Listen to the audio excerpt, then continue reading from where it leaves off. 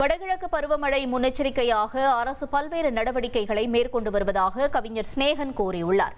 திருச்செந்தூர் முருகன் கோயிலில் கந்தசஷ்டி விழாவை முன்னிட்டு பாடலாசிரியரும் கவிஞருமான ஸ்நேகன் தனது குடும்பத்தோடு சுவாமி தரிசனம் செய்தார். பின் செய்தியாளர்களை சந்தித்த அவர் சட்டமன்ற தேர்தலில் அனைத்து கட்சிகளும் பெரும் யுத்தத்தை சந்திக்க வேண்டியது வரும் என்று கூறியுள்ளார்.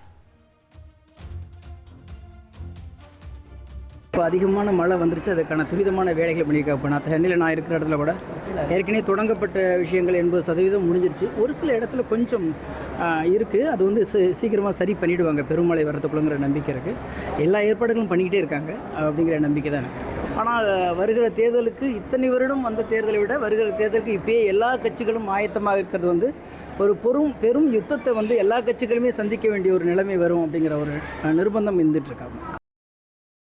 செங்கல்பட்டு மாவட்டம் திருப்போரூர் கந்தசாமி கோயிலில் கந்தசஷ்டி திருவிழா கொடியேற்றத்துடன் தொடங்கியது.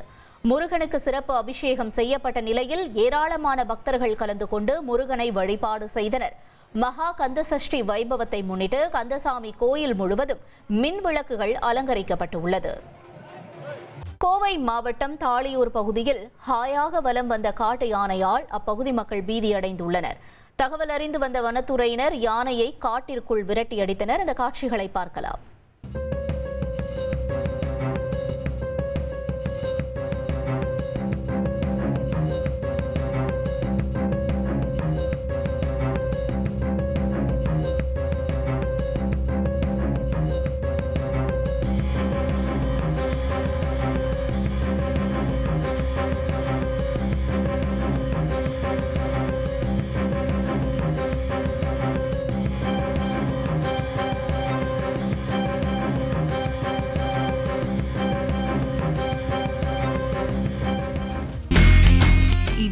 செல்லும் இடமெல்லாம் செய்தி.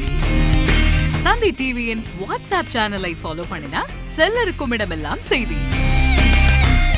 இதோ QR கோட் இப்பவே ஸ்கேன் பண்ணுங்க, ஃபாலோ பண்ணுங்க.